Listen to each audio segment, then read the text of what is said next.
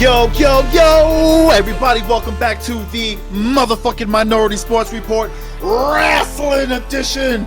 Woo! Super hint. I'm your boy, Big Black. And I'm your boy, Scame Dollar. I almost lost my voice on that, no bullshit. All right, thank you guys. Welcome back. We are doing another fucking thing of wrestling. We were sick last week and we had power outages, so we're back again for your viewing pleasure. So we're just gonna jump right in because Scame is carrying the load. Bruh, let's do it. Yeah, so Impact, we'll start off with them. We missed covering the pay-per-view, the Sacrifice pay-per-view a couple weeks ago because we missed that week, but a couple things coming out of it. Ace Austin defeated TJP and he became the new X Division champion. Nice. Then Finn Juice, that's David Finlay and Juice Robinson from New Japan. They beat the Good Brothers, so they are now the Impact Tag Team World Champions. Oh shit, I did not see that coming. Yeah, me either. That was pretty cool. That was a good match too. And then in the main event, we had the Impact World Champion versus the TNA World Champion, Rich Swann and Moose. And Rich Swann ended up getting the win there, so he unified that title. So he is now going to take those two belts, put them on the line against Kenny Omega at the Impact Rebellion pay-per-view. Nice. Which isn't until April 24th. They do have a pay-per-view on April 10th. That is Hardcore Justice, which is, I believe it's a hand-picked card by Hardcore ECW legend Tommy Dreamer. Ooh, that's tight. Yeah. So he's still involved even though he's retired. Yeah, he's like one of the producers and shit behind Impact. All right, so he's retired from wrestling, like taking bumps. I believe so. Okay. Because since that match that he had with Rich Swann, that title match at that couple pay-per-views ago, he hasn't been on. I haven't seen him on TV. Oh shit! For Impact. I mean, I did miss a week. Maybe he snuck in that episode, but I haven't seen him since. Word. So I believe he's done. Oh yeah, we ain't done though. Nope, we ain't done because jump into Impact's weekly show that they had on Tuesday. I don't think that shit has a name, but I think it's just Impact. Impact on Axis. Yeah, Tuesday Night Impact. Yeah, something. I know they got like a pregame show it's called Before the Impact. Oh, that's kind of tight. Yeah, they do like an hour pregame show, and then there's like they have one match that leads into the show. But this episode, we had Finn Juice, the new tag team champions. I missed this match. I don't know if the belts were on the line or if it was a non-title match. But they were taking on those dudes, Triple XL, those big giant, the real big giant fat dude and the smaller fat dude. Yeah, yeah. Yeah. So they took them on in a tag team match. Finn Juice ended up getting the win there. Rhino's back in Impact. I think he was like hurt or something. That's why we haven't seen him when we've been watching and shit. That's crazy. But he came back. Yeah, he is part of that. What are they called? Violence. Fuck, Let me look it up. I can't remember the name of the stable. Well, I'm gonna look it up right now. Something. But yeah, he's part of that stable with Jake something. Remember that whole back and forth with Jake something and his cousin Diener? Yeah. Yeah. So he's part of that crew that Jake something was beefing with. So that's why Rhino and him were going at it in this one. But Rhino ended up getting the win there. Fuck, what is the name of that stable? I'm looking it up. Don't worry, I'll find it. Violent by Design. Violent by Design, that's what it is. VOD. But yeah, so that I believe he's part of that little crew, or at least he's working with them. Yeah, I'm about to pick on their profile here. Do. Yeah, they got that dude, the bald dude with the real raspy voice. Remember we seen that promo during one of the pay-per-views we watched together? He got that super rasp. What the fuck? Why is this weird? So moving on.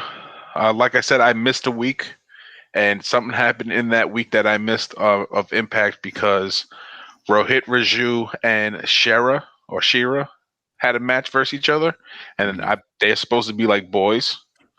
Like Oh, okay. anytime Rohit Raju would come out for a match, he had that big giant jacked Indian dude behind him. Yeah. Yeah, that so they had a match, and Rohit Raju ended up beating the big giant jack dude. I believe it's Shara or Shira. I don't know how you pronounce it. I like that. Rojit Raju. He's a really good wrestler. He's Yeah, fun to watch. yeah, he's cool. His character's funny too. But yeah, it was a decent match. But like I said, I don't know what happened the week before to cause it. I know they were doing some bullshit. I don't know if you remember the once or twice that you watched Impact, but they had that scene where there was like a little makeshift casino in the back. Oh, no, I don't really remember. Yeah, I think it had something to do with that, but I don't know. I may be wrong.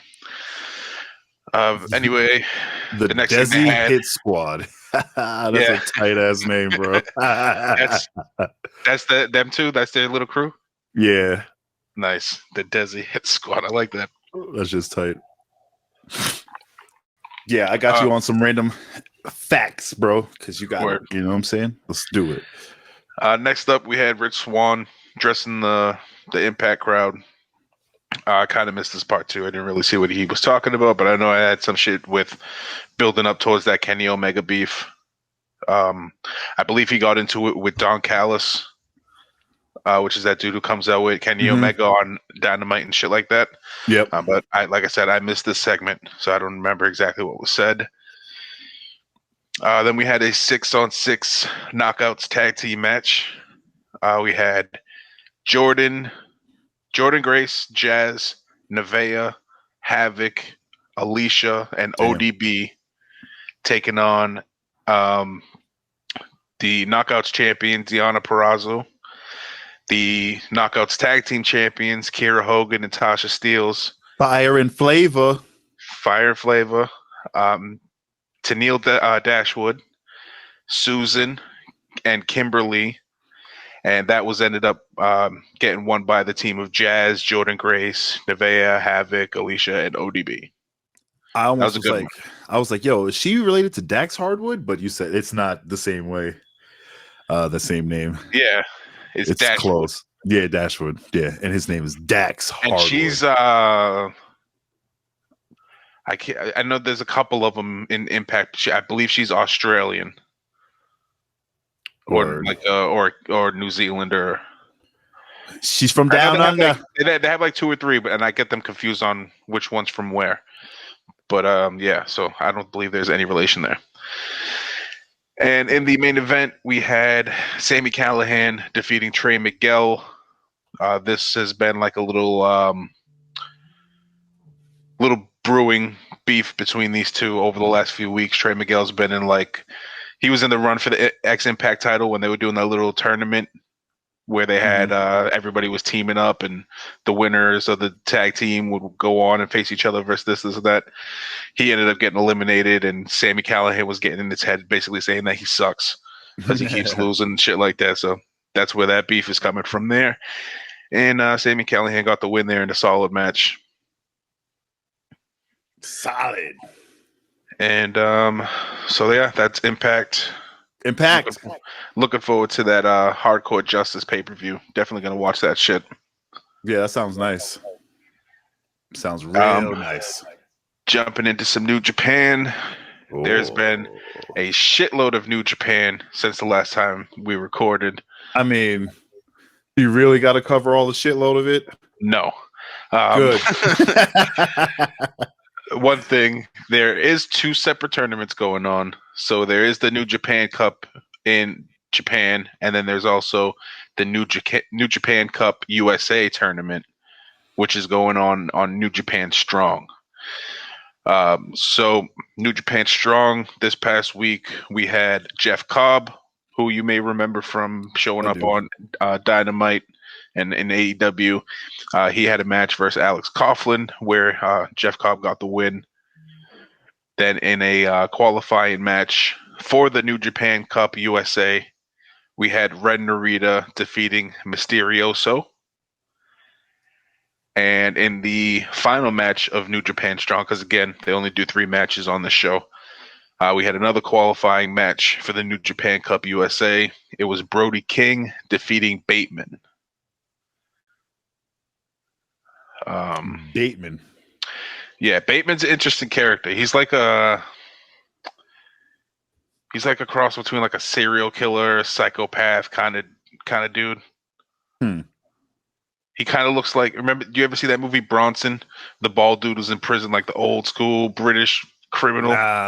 Supposed to be like the most violent criminal. He kind of reminds me of that dude with the like handlebar mustache and shit like that. But handlebars, interesting character. But yeah, so that was New Japan Strong. Then in the actual New Japan Cup that was going on in Japan over the last couple weeks, they had the finals, I believe, yesterday. I believe it was. March 21st. Yeah, I watched it. I watched it yesterday. I'm not sure it was yesterday when it was. Yeah, so but the time difference, it was probably, that makes sense. But yeah, so Will Ospreay defeated Shingo Takagi to win the New Japan Cup. He will be the first challenger to the new unified IWGP World Heavyweight Championship, which is the IWGP Heavyweight and Intercontinental Championships unified. So he's going to take on Kota Ibushi for that belt. I'm not sure exactly when, but that's coming up. And this dude, Will Ospreay, he cut a promo saying, basically cutting down to it, that he'll do anything to like win this belt.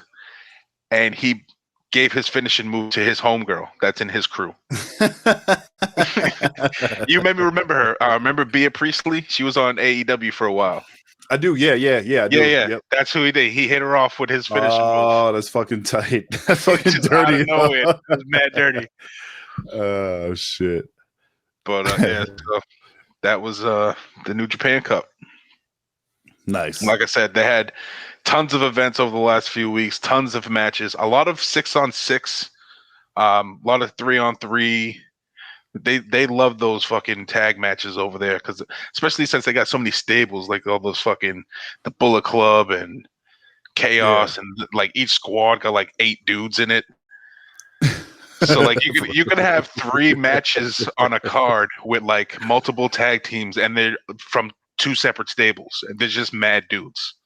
Yeah, that's I mean AEW does that too though. No, but there's mad dudes in the Bullet He said, but no, there's mad dudes. You don't understand. The Bullet Club is deep as fuck, Doug. Oh shit, I'm gonna try to fucking look up the shit. The Bullet Club. Yeah, their roster is deep. They got some cool characters in that squad though. I fuck with them. I no wonder why they're so popular, and I see their fucking t-shirts everywhere. They're like the New Japan NWO. Yeah. That makes yeah. I'm trying to never open weight 6-man tag team. What the hell? Yeah. Yep. Yo. What the shit is going on so here? There's 2 different tag titles. There's the Junior Heavyweight Championship tag titles, and then the tag title, like the regular heavyweight tag titles. There's the 6-man tag titles. I think there's 2 versions of that. That's crazy as fuck. Yeah, dude, it's ridiculous. Wait, Chris Jericho still wrestles for New Japan? Yeah, they go back and forth over there a lot. Yeah, he's still. I'm looking at their roster and shit. Yeah, a lot of dudes still go back and forth to New Japan. Nah, that's what's up. That's why like Moxley still goes over there. He's still champion. And yeah, he's like still the champ. Yeah. But because of the travel restrictions, I think that's why we haven't seen Jericho over there. And Moxley's basically, he showed up on New Japan Strong basically because he has the title. He basically has obligations. Right. Yeah. That's how I see it. I don't know for sure. Like, I'm just guessing. That's just my guess looking at it from the outside. No, I mean, that makes sense. Damn, there's mad wrestlers on this fucking roster, yo. For New Japan? Yeah, Yeah, their roster's deep as fuck. No wonder why they're doing like 3-4 events a week. that shit is crazy. Are there any chicks in New Japan, or is it just dudes? Um, Because it looks like I can't like pick. So, oh wait, hold on. I haven't. So obviously I haven't watched every single Oh, here we go. event. I've watched certain events, certain matches. I haven't seen any women's matches other than like Bea Priestley coming out as a manager, like females coming out as managers and shit like that. Bro, there's fucking 4, 8, 12, 14 niggas in the in the Bullet Club. That's crazy. Yeah, Bullet Club's deep as fuck, dude. 14, bro. That is insane. Oh, I see how their website works now. Okay. Yeah, but like I said, they got great characters of the Bullet Club. Blue Justice. All right, Gorillas of Dynasty, the fucking Samoan tag team. Those two dudes are nasty. This is crazy. All right.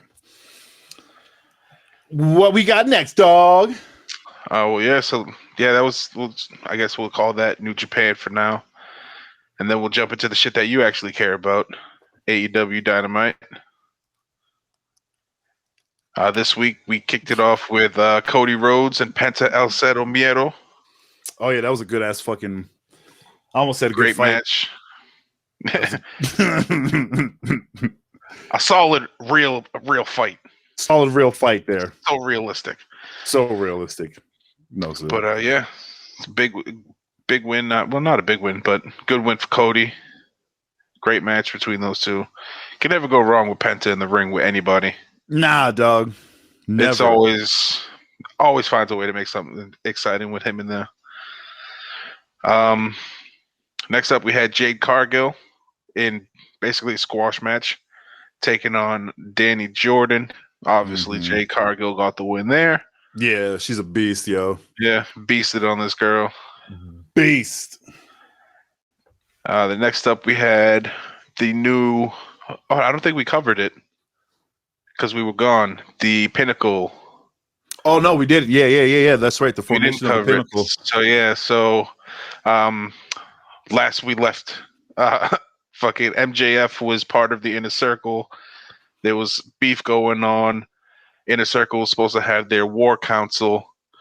As they were doing it, MJF basically tried to stage a coup on Jericho, try to turn everybody in the Inner Circle on Jericho. Looked like it was about to happen. Looked like they would jump in Jericho, and then everybody turned their back on MJF, and everybody was like, "Oh, that like Jericho had one up on MJF." MJF was thinking 10 steps ahead because he formed his own squad. We had FTR show up, and eventually Sean Spears showed up. So now they got that whole little squad. So it's MJF, Wardlow, FTR, and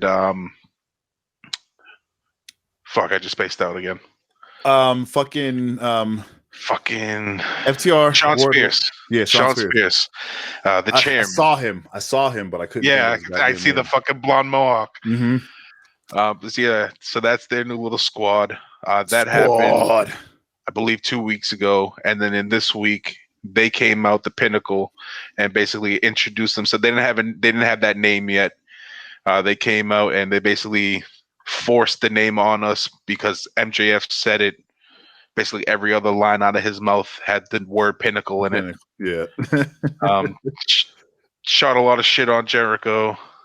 Talked about his weight and his muscles and his fat belly and shit like that. Yeah, it was good though. It was a good promo. A lot of shit talking. So we got a new stable, the Pinnacle, which is basically like their version of the Four Horsemen, or like what was Vince McMahon's squad back in the day? Oh, the Authority? Was it? Yeah, the Authority. I think that's what it was. So whatever they are, they're the new squad there. So it's interesting to see that. Then we had a 10-man tag match. 10-man. I don't know if this is their official name, but I like it. Hardy Inc. We had Matt Hardy, Private Party, and Butcher and the Blade taking on Jurassic Express and Bear Country. Bear Country. A lot of animals on that side of the ring.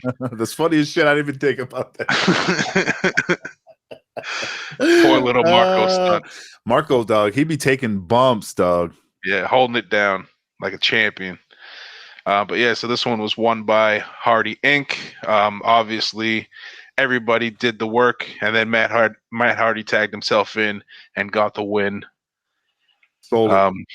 So yeah, that was that. Stole it. Then we had, oh, surprise, surprise, another week, another Darby Allin Sting interview. Darby Allin basically wasn't happy with the amount of times that he's been able to defend the TNT Championship. He says he wants to defend it more. And in honor of Brody Lee, who he said was the greatest TNT champion, he issued an open challenge to anyone in the Dark Order. And it looks like it's going to be our boy, Lil John Silver. Yeah, little Johnny boy. He's fun. Getting the nod for the title. That should be a fun match. It will be. It will. Two little small dudes. It's going to be a good one. Because the way, like... It should be entertaining. He's strong as fuck, literally. And Darby be taking, like, nasty bumps and shit. So they're going to play off that like crazy. And it'll be interesting to finally see him be able to show off his power on somebody smaller than him or around the same size as him. Right, yeah, because he's definitely thinner, you know what I'm saying? So, like, yeah, absolutely. Yeah, it's going to be good. That's just going to be fun. After that, Lance Archer came out. So he wasn't happy about getting, I guess, looked over for that TNT Championship. Threatened to put Darby Allin in a body bag. And then somewhere along the line, Team Taz came out. And before, I don't know if Cage took the mic from Taz or if he talked before Taz or how that happened. But basically, Brian Cage took the mic and told Sting, like, listen, Ricky Starks was wrong about you. With or without the bat, you're still the icon. And then Team Taz was like, yo, what the fuck? Mm-hmm. And that's basically how that segment ended. So yeah, a little turmoil there in Team Taz. But yeah, that happened after the Moxley match. Was it after the Moxley match? Yeah. All that shit happened after. It's fine. I'm just looking. I thought that came out when Sting was on the stage. No. I'm saying all that happened after the Moxley and Eddie Kingston. Oh, so that happened before the interview. Yeah. Whoops, my bad. It's all good, nigga. I was I'm following along on the website, on AEW's website, and I was like, wait, what the fuck happened? So I just it's all good, baby. Okay. We be smoking weed and drinking. Nah, I gotcha. It's just promos. Yeah, it's just promos. So yeah, you brought it up. We had Jon Moxley and Eddie Kingston taking on the former Impact Tag Team Champions, the Good Brothers. And Jon Moxley and Eddie Kingston got the win there in a good match. Yeah. I like the Good Brothers. Tan arms. Yeah, oh my God, yo. If you're watching this, bro, you gotta stop with the fucking rubble on tans, man. Them shit, this is not a good look, bro. Big LG, Luke Gallows. Yeah, it's not a good look, bro. Just get a regular tan and keep it that way. His arms are so brown. So goddamn brown. That fucking bronzer, dog. That's what it's called, bronzer. Lay off the bronzer, yo. But so that was a good match, like I said.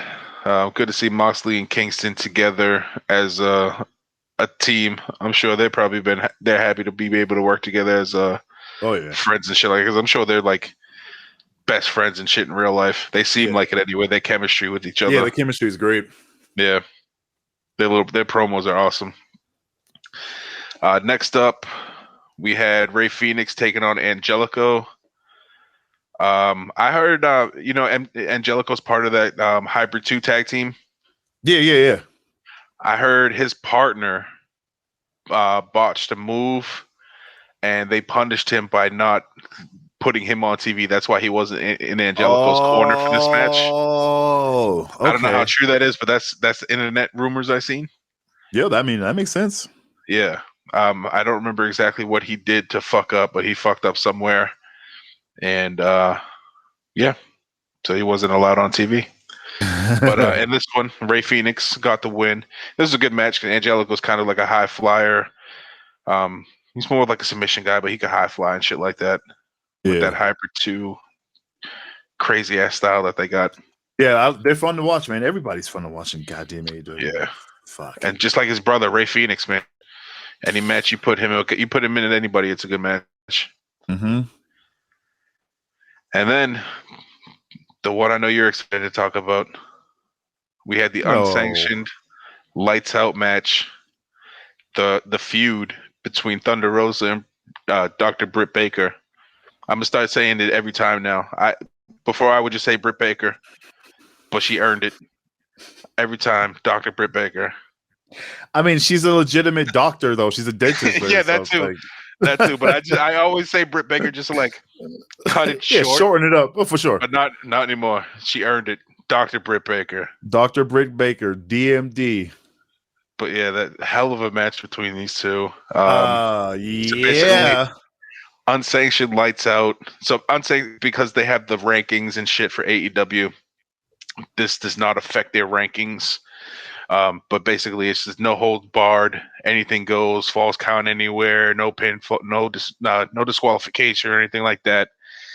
And we had everything. We had tables, ladders, chairs, thumbtacks. We had everything. Blood, lots and lots of blood. Lots of blood.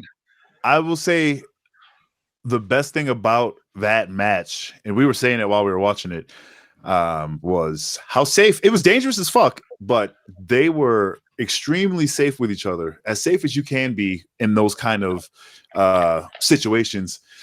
Oh, excuse me. Yeah, when I rewatched it, when you said that, the first thing that pops in my head, that spot they did with the ladder. Oh yeah, dog. Where it was like a Death Valley driver that Thunder Rosa gave Britt on the ladder. Was it off the dropped her on it perfectly? It was off the middle rope. Yeah. It was.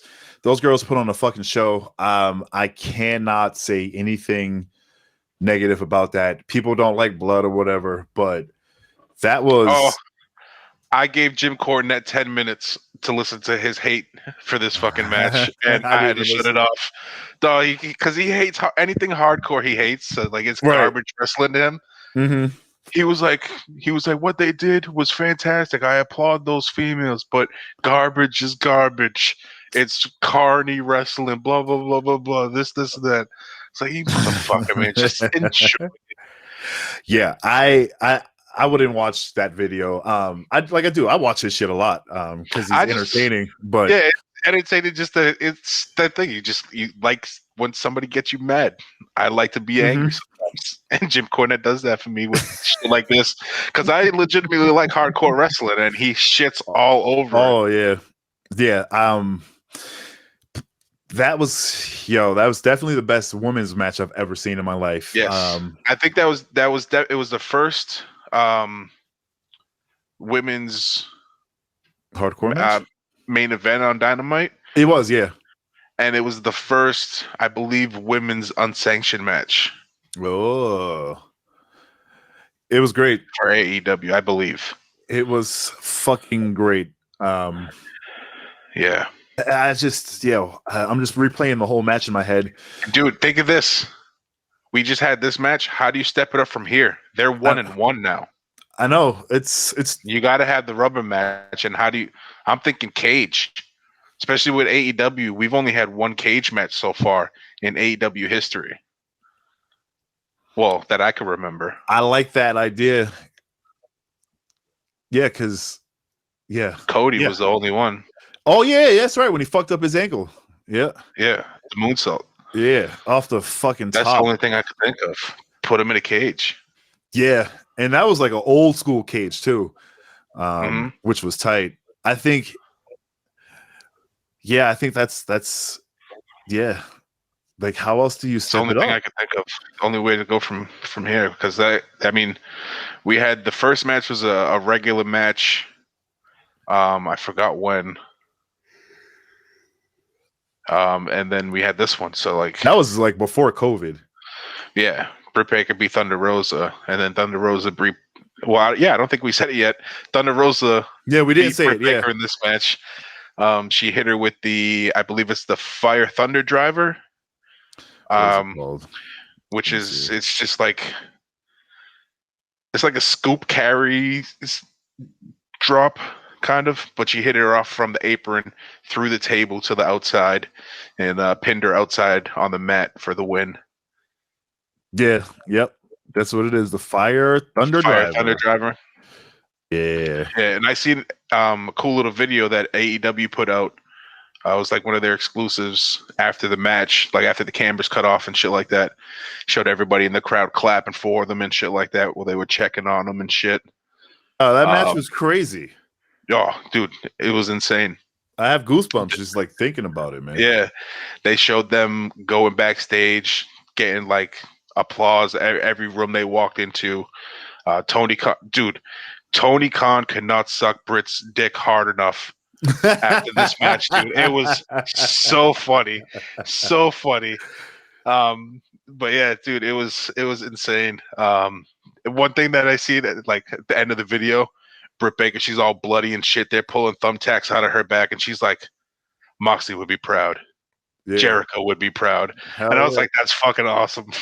Yeah, man. No, shit. Sorry, I'm having back spasms. She didn't let anybody down at all. Like that. Yeah.